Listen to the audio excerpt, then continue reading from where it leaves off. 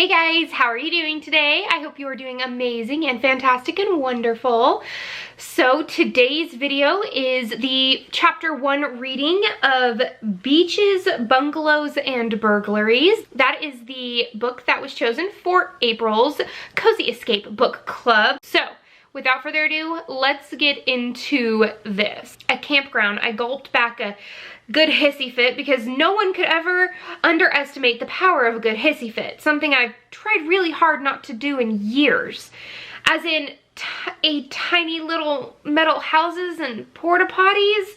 Well, I think they have toilets in them, said Stanley Shelton, my lawyer. He eased back in his big fancy wing-back leather chair with his elbows resting on the wooden arms and his fingers drumming against each other. The gray pinstripe suit was one of the finest materials, and the nicest crystal cufflinks were the touch it needed that screamed successful lawyer. I think the toilet is small, but you're small. He rubbed his hand over his bald head and then proceeded to draw his hand over his mustache and beard. I tried as hard as I could to keep it together, but my composure was under attack. What about my house in the Hamptons? I'll just go there. I let out a sigh of relief. It was the perfect plan. I'm desperately going to miss the New York City apartment, but I need a break. Unfortunately, it wasn't going to change the fact that my now ex-husband was in jail for a Ponzi scheme. He kept me busy sending me to the spa, salon, and shopping for most of our 2-year marriage. Not to mention, I'd cashed out my 401k to help him start a side business where he said we'd be partners. Little did I realize it was partners in crime. And the house is gone. Stanley's jaw set. I'm going to need the keys to your car and trade you for these. He dangled a very small key from a flamingo keychain in the air. What's that, a moped key? I joked.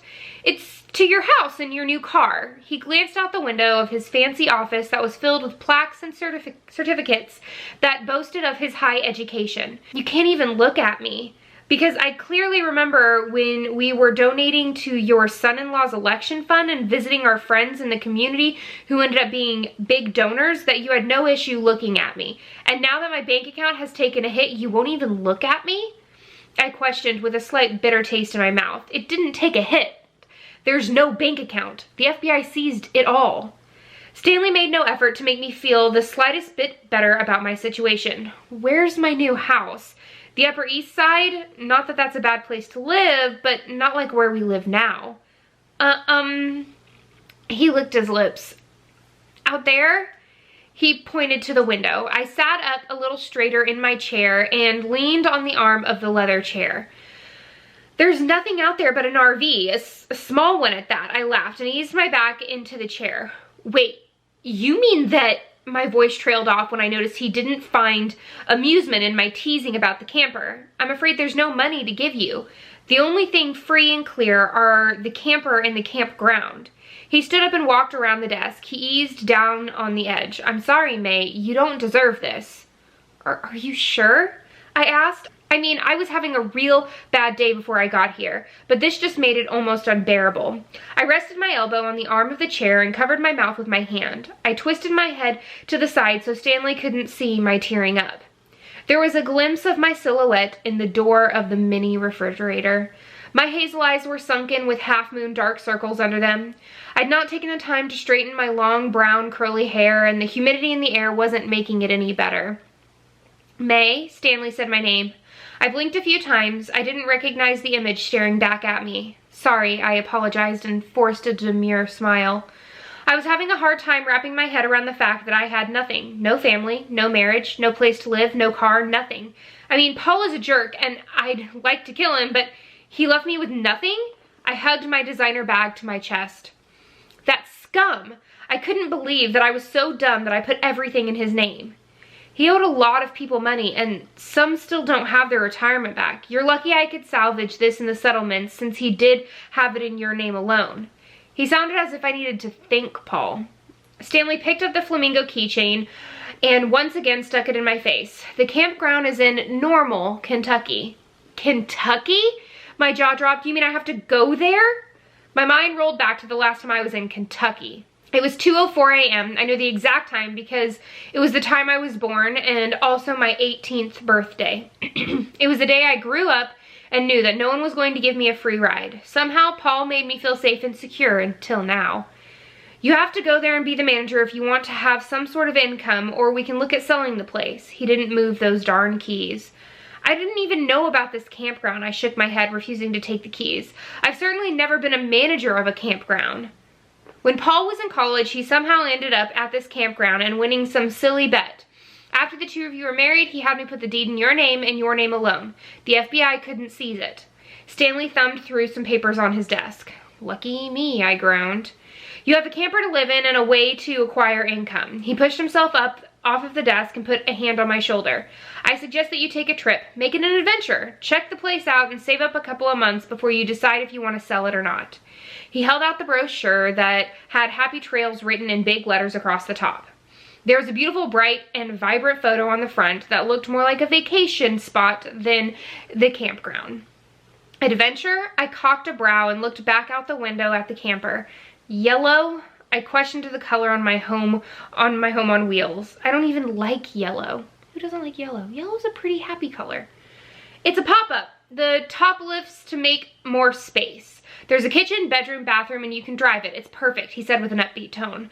But be sure you read the manual in the glove box on how to work all the equipment. It can be tricky.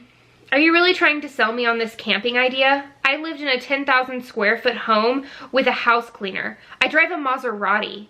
Drove. I gripped the keys of my little car in my hand. I looked down and opened my palm. Did drive a Maserati. I gulped back the tears and practically ripped the flamingo keychain out of his hand. Sorry to cut this short, but I've got to get to court.